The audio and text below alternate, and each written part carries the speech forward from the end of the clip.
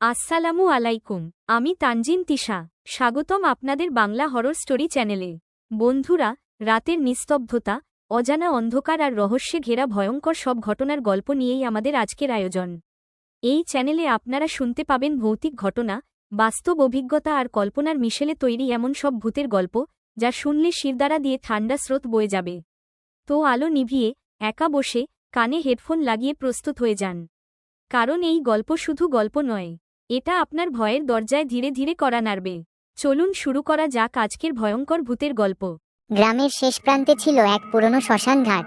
দিনের বেলা কেউই সেখানে যেত না, আর রাত হলে তো প্রশ্নই ওঠে না।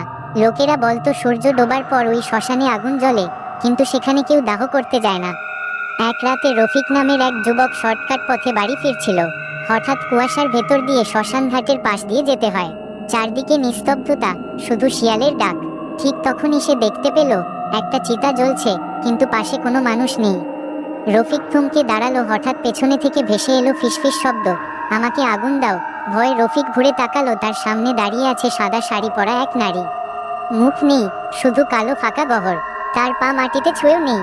চারপাশের কুয়াশা ঘন হয়ে এলো। রফিক দৌড়াতে চাইল, কিন্তু পা নড়ে না। সেই নারী ধীরে ধীরে এগিয়ে এসে বলল, আমাকে শ্মশানে ফেলে গেছে। দাহ না করেই হঠাৎ চারদিকে অসংখ্য ছায়া দেখা দিল। পোড়া দেহের গন্ধে শ্বাস নেওয়া কঠিন হয়ে গেল। রফিক জ্ঞান হারিয়ে ফেলল। ভোরে গ্রামের লোকজন তাকে শ্মশান ঘাটের পাশে অচেতন অবস্থায় পায়। জ্ঞান ফিরলে সে শুধু একটাই কথা বলছিল, ওরা এখনো ওখানে আছে।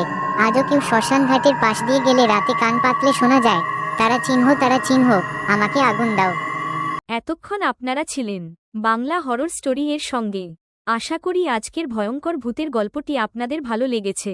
যদি গল্পটি ভালো লাগে তাহলে অবশ্যই লাইক দিন, বন্ধুদের সাথে শেয়ার করুন এবং এমন আরও ভয়ঙ্কর ভূতের গল্প পেতে চ্যানেলটি সাবস্ক্রাইব করে পাশের বেল আইকনটি প্রেস করুন। আবার দেখা হবে নতুন কোনো রহস্যময়, ভয়ঙ্কর গল্প নিয়ে। ততক্ষণ পর্যন্ত সবাই ভালো থাকবেন। আল্লাহ হাফেজ।